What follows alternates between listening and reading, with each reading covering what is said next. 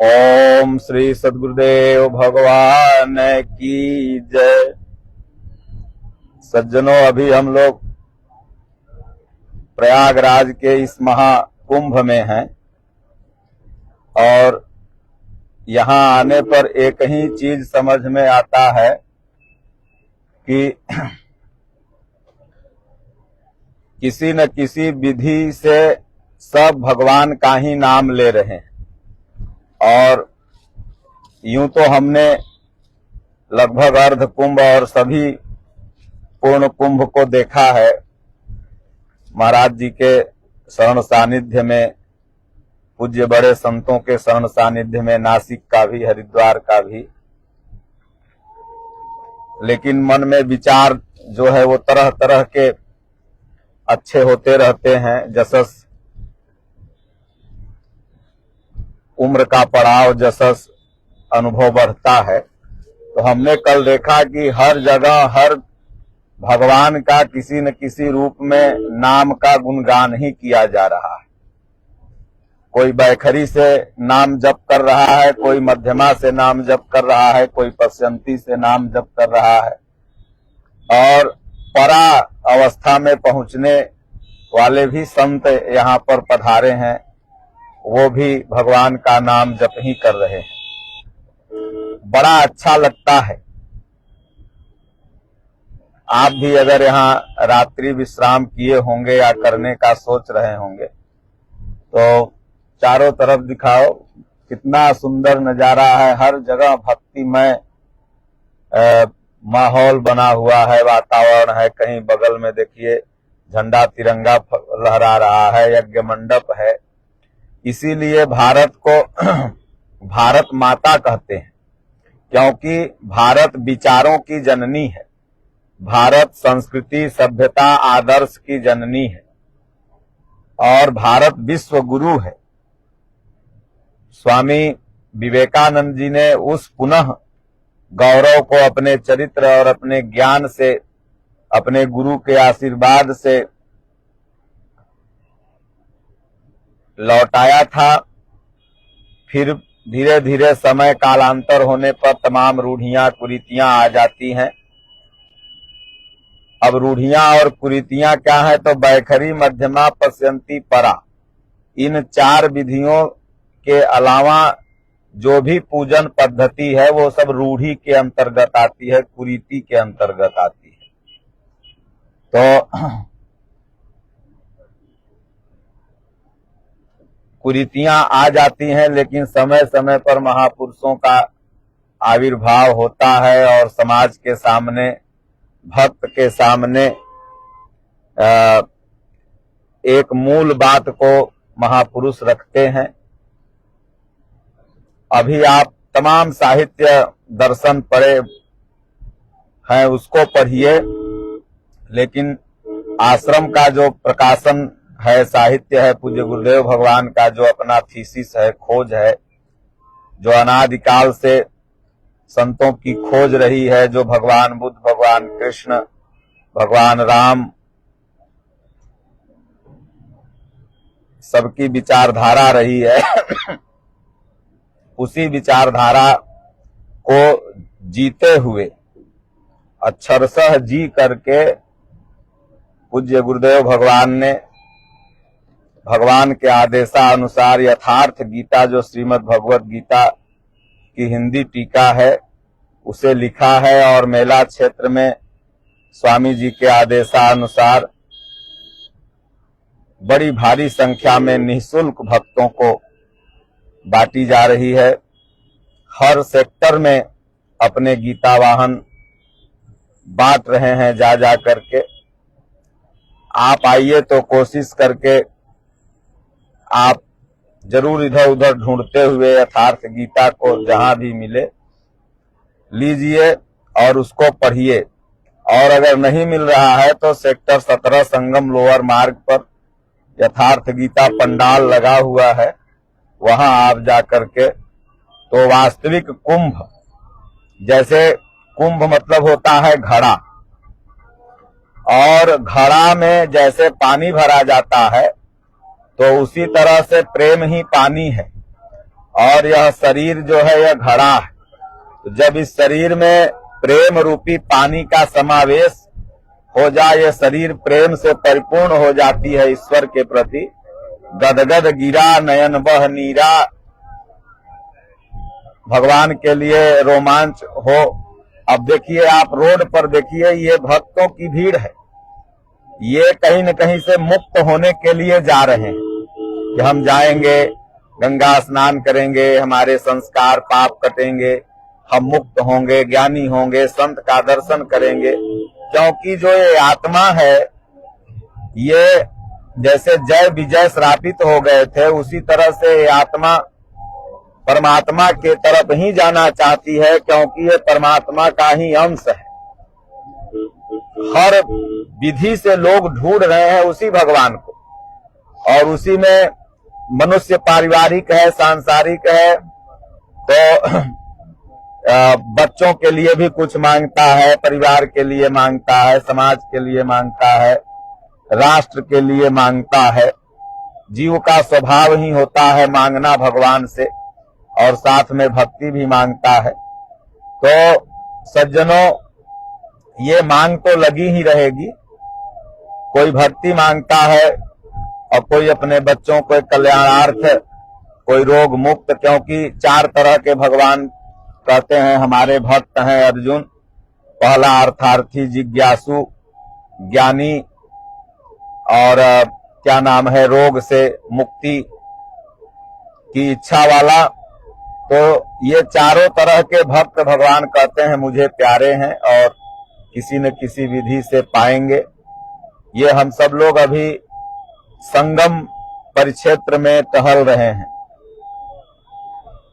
आगे थोड़ी ही दूर बाद संगम है, जहां पर बड़ी भारी संख्या में भक्त लोग स्नान करते हैं, भगवान का ध्यान करते हैं। आप देखेंगे कि संत लोग भी बड़ी तेजी से संगम की तरफ जा रहे हैं, जहां पर गंगा, यमुना और गुप्त रूप से सरस्वती जी का मिलन हुआ है।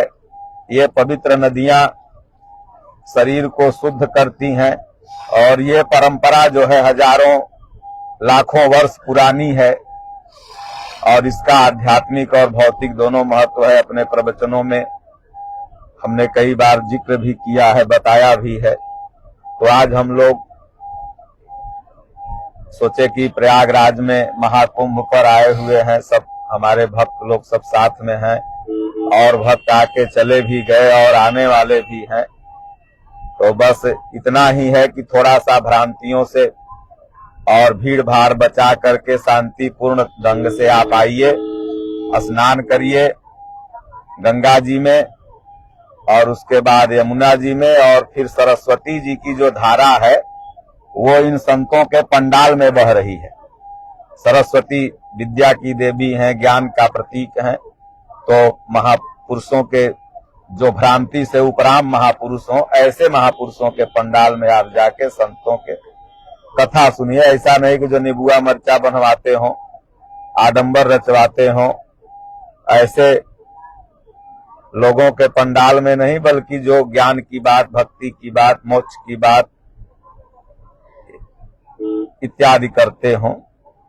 तो इसी के साथ आप सब लोग जो नहीं आ पाए हों, इस दृश्य को अवलोकित करिए, क्योंकि ये दृश्य ऐतिहासिक है। और 12 वर्षों के बाद ये सनातनियों का एक श्रद्धा उमड़ी हुई है। पता लगता है कि ईश्वर के प्रति कितनी श्रद्धा है। आज के समय में हर इंसान, इधर भी दिखाओ, इधर भी देखो, हर इंसान व्यस्त है। किसी को अपने ससुराल जाने का समय नहीं है, रिश्तेदारियों में जाने का समय नहीं है। लेकिन ये आस्था कितना महत्वपूर्ण चीज है कि लोग 20-20 किलोमीटर, 17-17 किलोमीटर ट्रेनों में खड़ा होकर के, बैठ करके सबसे महान है। और आज तक यह रिकॉर्ड है कि इतनी भीड़, मतलब के कहीं किसी दूसरे संप्रदाय के फंक्शन में नहीं हुई है।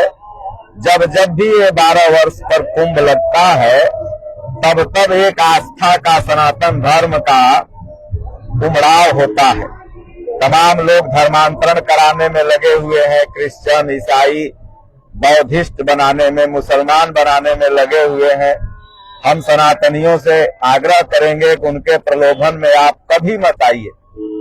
अगर कोई ये कहता है कि राम मेरे हैं, तो आप उनके ऊपर केस करिए कि राम तुम्हारे नहीं, राम मेरे भी हैं। जैसे कोई आपको आके कह देता है कि ये घर मेरा है, आराम से चलो भीड़ बचा के, तो आप उस घर के लिए केस करते हैं, सुप्रीम कोर्ट, हाई कोर्ट तक जाते हैं, अपना पूरा जी जान लगा देते हैं। ठीक उसी तरह से अगर कोई आके कह दिया कि तुम ऊंच हो, नीच हो, राम सिर्फ ऊंच के हैं, नीच के नहीं है, तो क्या आप मतलब के राम जी को छोड़ देंगे? नहीं, आप उसके लिए हर संभव प्रयास करके और नारायण के इच्छा से अपना धर्म में, अपने सनातन धर्म में बने रहिए। क्योंकि आज देख लीजिए कि सनातन धर्म की कितनी बड़ी विशालता है।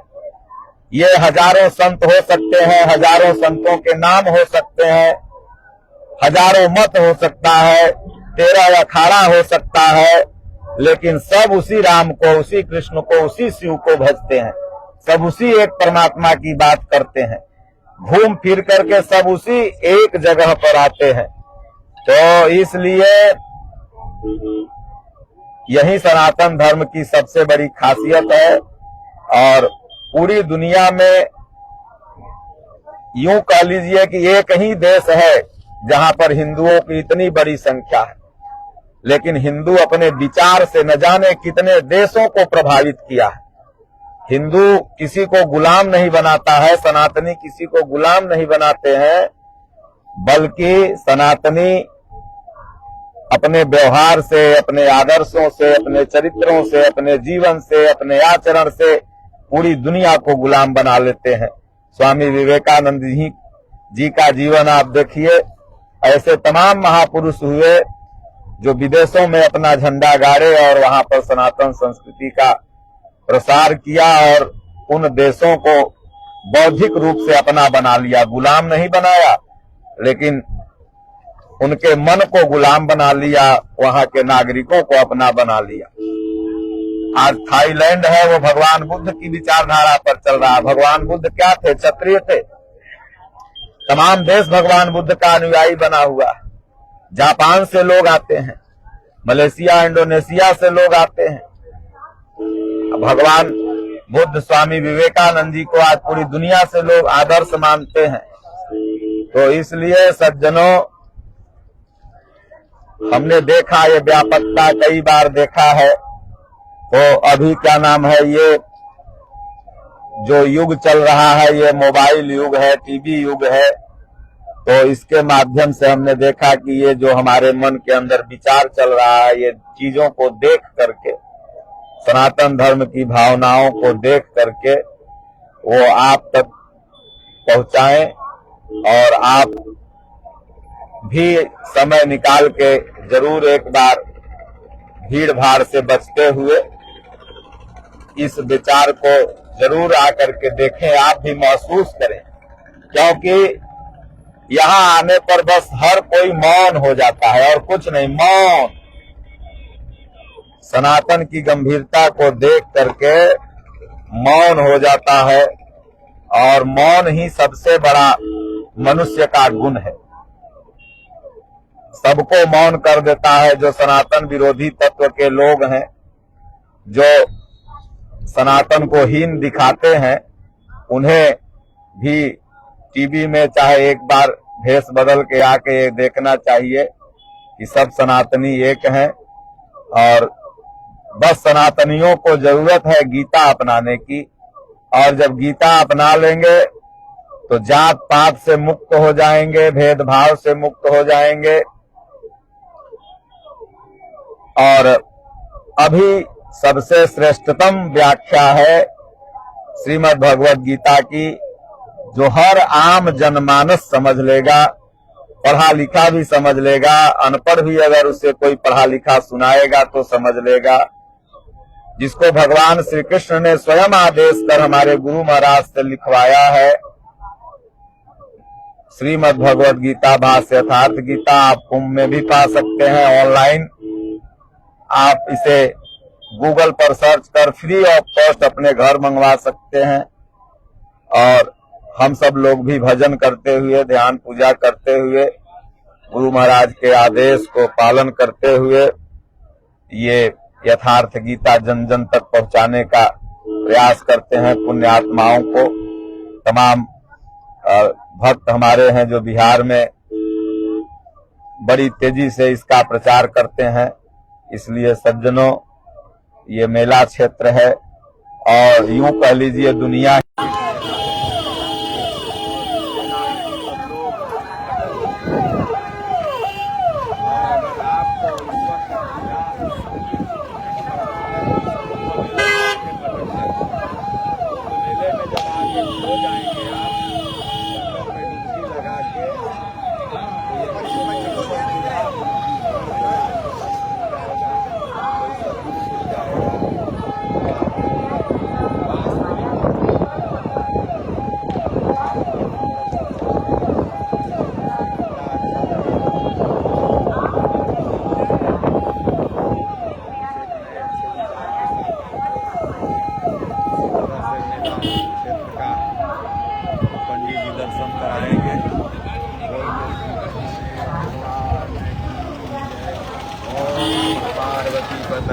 हर हर महादेव।